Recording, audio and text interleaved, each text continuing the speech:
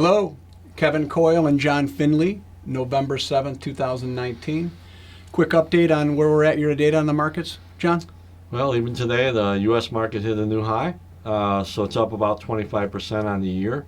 International developed up 17 and emerging markets up 13. Now, we've had a nice little bump since the end of the third quarter, but put that in the context of where we started the year after the decline in Right. 2018, and going back maybe even earlier in the year in 2018. Right. Well, everyone remembers how ugly the fourth quarter last year was when stocks were down about 19% in the U.S. So we needed to recover from that. But even if you go back to February of 2018, compared to today, stocks are only up about 10%. Yeah, so we've been in a range, over the last, just shy of the last 2 years, had a nice little bump out where news seems to have been better over the last 2 months. The challenge is to help folks to structure their affairs in these types of environments. It seems like for the last 10 years, this market's been climbing this wall of worry. People have been concerned about it, even more so even now. Stocks have gone up so much, John, they have to go down. Well, that's one theory, that we're in a bubble. And so you need to step back and ask yourself what actually drives stock prices higher. And what the driver of stock prices ultimately are the earnings of those companies. So we've had stocks triple since the end of the financial crisis, but at the same time, earnings have tripled as well. So the fundamentals have supported stock prices where they are today. How about stocks are overpriced relative to history? Well, if you use a common measure is the price-earnings ratio. And historically, we are pretty high compared to what history has shown us. We're in the 75th percentile or so. But it's different since the financial crisis. We've had a divergence of bond prices are going up and the yields are going a lot lower. So your alternative to stocks are not as attractive since the end of the financial crisis.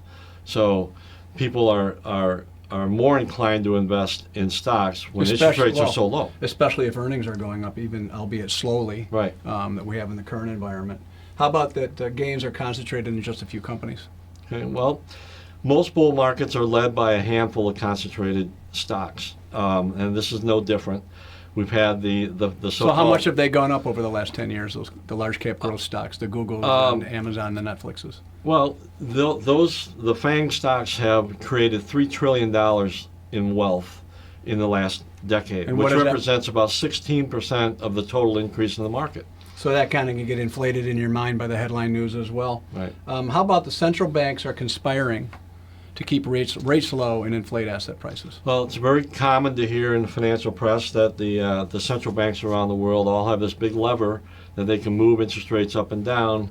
The other side of that says that interest rates are the price of money, and that, like any price, is set by supply and demand in the marketplace. So if you believe that markets set the prices, then what we've had are low growth and low inflation, which has caused interest rates to be so Well, low. since the end of September, we're seeing some signs, hopefully, of some life in Europe, and perhaps you do have real economic activity starting to percolate, which has been really the challenge over the last 10 years. Right. So then we come back full circle to what do we do on the margin? So clients are trying to structure their affairs to meet their objectives. If I take money out of a risky asset, I'm lowering my expected return in exchange for a lower potential volatility exposure, i.e. price declines. So I'm sitting here now, I'm worried about the markets, I'm listening to the news. How do I reconcile this? Yeah. Well, for me, a good way to think about investing in stocks is to think, as you said, you've got two choices: safe assets or risky assets that have the potential to give you a higher rate of return.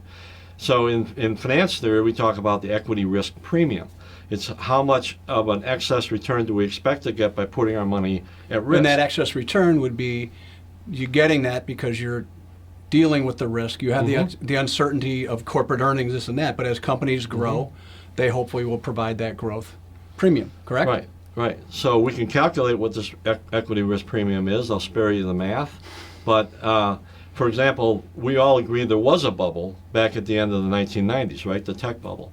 And the equity risk premium was shrunk to about 2% at that time. So that's the rate of return that you're going to get from a riskier asset when compared to, say, the 30-year Treasury bond? Right, and that's because stocks were so high at that time. So you have the Treasury, 30-year Treasury at 2%, 2 point, Mm-hmm. and the expected return from stocks would be something in the 5 to 6% range right now. Mhm. Right, so the equity risk premium is about 5.5%, and the highest it's been in the last 20 years or so was in the financial crisis when it was 6.5. So if you look at it by that measure alone, you would say we're not necessarily in a bubble. And if you're equipped and have your structure where you can tolerate the volatility along the way, then you stay the course. Mm-hmm. Exactly right. So anyway, there'll be a test later, so I hope you took good notes. Until next time, cheers.